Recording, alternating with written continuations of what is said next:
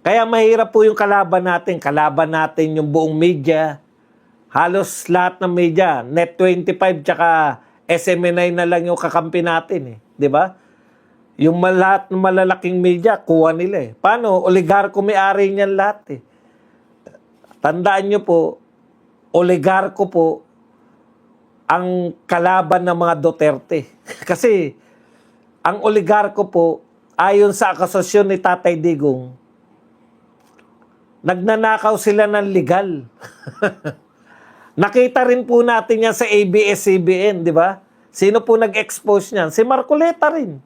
Kaya galit na galit din po sa kanya yung mga oligarko. Kaya kita po ninyo, sa dami po ng si Marcoleta, ano ang laging angal ni Marcoleta? Hindi nyo naman na ako binabalita. Di ba yan yung lagi niyang angal sa media? Paano ang media ay oligarko? Hindi nakakalimot yung mga oligarko sa ginawa mo, Marcoleta, sa magkakakampi ang mga yan. Once na yung ABS-CBN, si Marcoleta po,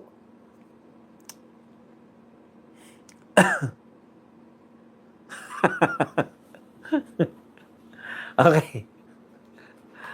Punta po tayo rito sa etong mga gumagamit pa na impluensya na katulad ni Clavio, kinakat-kung din yung balita. Ito po, yung isang pare po na kasama rito, Father Sarabia, iisa-isahin po natin to. Hindi ko alam kung bakit po pinicture to sa maraming news ngayon. Siya ba yung pare na nagmisa doon sa mga prosecutor? Kasi po, panlilin lang kasi itong sinasabi ng pare na to. Sabi niya, ako katoliko ko Huwag po kayong magkamali na battle po to na Iglesia Katoliko. Wala po. Marami pong katoliko na hindi po sumusuporta dyan sa mga pinagagawa ng mga pare na yan. Okay. Meron din pong pare na sumusuporta pa rin sa katotohanan. Sabi ang gustong palabasin nitong Father Sarabia, itong si BP Sara, malinaw na may kasalanan kasi doon sa video, galit na galit daw siya. O pakinggan nyo Sabi niya, ako ay parang Arnold Clavio style na sinisisi, di ba? Isa yung nila Ito naman po, ang sinisisi si BP Sara. Dahil dun sa video niya. Si BP Sara daw ang yung video ni BP Sara yung magpapahamak sa kanya. Sabi nitong pari na to, Father Sarabia, wow, but her things, her voice, her expression are already evidence against her. Eto raw ebidensya laban kay BP Sara. Yan, yung kanyang voice, yung kanyang expression are already evidence against her. Yung voice daw at yung expression ni BP Sara na galit, yan daw po ay ebidensya na laban kay BP Sara. Attorney ka ba o pare?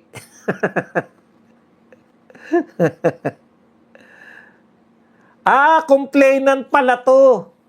Complainant pala siya. Okay. Ako ay psychologist din, my first profession. And we could read, I guess the Filipino could read her intention, her heart. Looking up the videos, she was really angry and was really convincing in her threat against Marcos and the rest. Di ba? Katulad po ng sinabi ni Clavio, kinatkong din nila yung sinasabi ni BP Sara Convict Sara now and sa mga kurap at sakim nakabantay ang bayan. May t-shirt po siya, sa mga kurap at sakim nakabantay ang taong bayan. Pero sa likod, convict BP Sara. Ano po koneksyon ni BP Sara sa corruption? Ang pinakamalaking corruption po ay flood control, Father. Nagdemanda ka ba?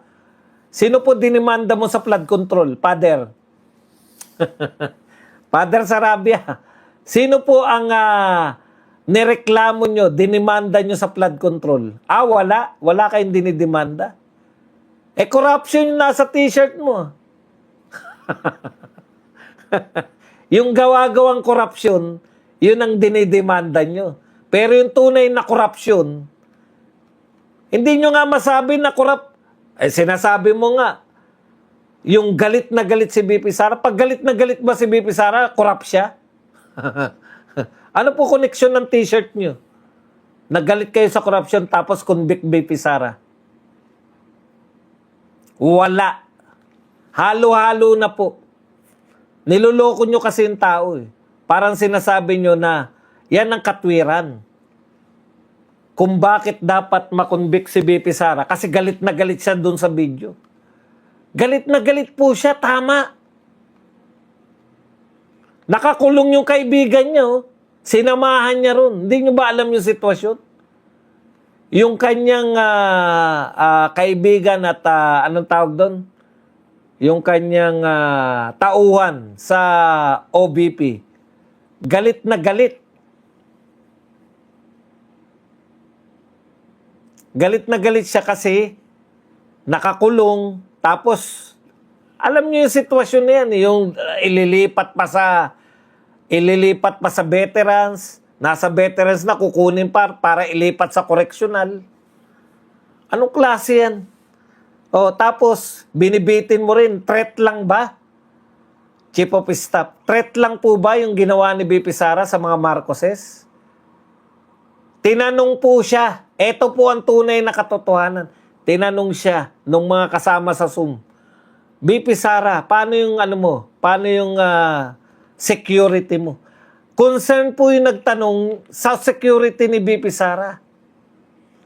Kasi talagang ang gulo-gulo na. Tinanggalan siya ng security. Di ba yan yung sitwasyon na yun eh? Tinanggalan siya ng mga PNP na naka-duty sa kanya, etc. Tinanggal yung OBP security group. Kaya na-concern po, paano yung security nyo? Ang sinagot niya ganito. Hindi ganito pero ganito po ang sagot eh. Sabi niya, hindi ako matutulad kay Ninoy. Pag ako nagurguro, alam ko sila nagpagurguro sa akin. Kaya may kinausap na ako, gugurgurin din sila. Ang point niya, siya yung unang gugurgurin, Father. Siya. Yun yung premise nun. Kaya siya galit na galit. Siya yung gugurgurin, pero hindi siya papayag na matulad kay Ninoy na walang naging katarungan.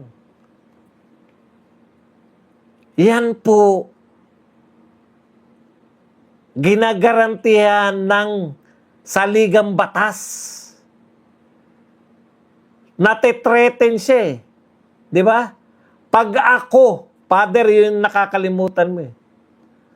Pag ako, ginurgur nila, gurgurin mo rin sila. Pag hindi siya ginurgur, Father, anong ibig sabihin? Hindi mo rin sila gugurgurin. Ang linaw, di ba? Yan po, ganyan po sila. Iniiba po nila yung mga statement. Iniiba po. Ngayon, yung nagsasabi po, tigil na yung 3 araw lang. Sabi ng mga magagaling, mga dilawan, kakamping, makabayan. 3 araw lang sila, yung iglesia. Ano nahitan nyo? Wala pala kayo. Anong wala pala? Pinakamalaking maliban po sa mga rally po na maliban po sa rally ng anong tawag doon? Maliban po sa mga people power, yan po pinakamalaking rally sa EDSA, yung ginawa po ng mga Iglesia ni Cristo. Yung peak po niya, napakarami pong tao nun. Maniwala kahit sa hindi. Yung mga rally-rally ninyo na mga 1 oras lang tumatagal, tapos pipicturean nyo yung peak, tapos uwian na. Incomparable po yan doon. Kasi ilang araw sila talagang kung may umuwi man dahil malalapit, babalik din kinabukasan. Kala nyo ba walang tao doon pag yung wala kayo nakikita? Nasa lilim lang po lahat kasi wala pa namang program. Yan po pagkakaiba niyan. Huwag nyo pong kantsawan yung mga hindi nyo naaabot. Gaano ba kayo karami sa EDSA pag nagrarally kayo sa EDSA? Gaano lang kayo karami? Hindi nga maintindihan ng mga follower nyo kung sino talaga pinoprotesta nyo. Nananawagan kayo na accountability sa mga magnanakaw. Tapos ang pinoprotesta nyo si BP Sara na makonvict si BP Sara. Tanong, parte ba si BP Sara ng flood control corruption? Hindi. Kaya litong-lito yung mga tao nyo eh. Galit kayo kay BP Sara, at the same time, pinapanawagan nyo, hindi nyo pwedeng madirekta na galit lang kami kay BP Sara lang. Bakit? Wala kayong mahahatak na tao pero kabisado na po kayo. Kayong mga grupo. Dilawan, Makabayan, Pink, at Loyalista, pare-pareho po kayo. Kunwari, nananawagan kayo ng korupsyon. Pero yung mga korap, hindi nyo po binabanatan. Kailan mo binanatan yung mga korap, Arnold Clavio? Never.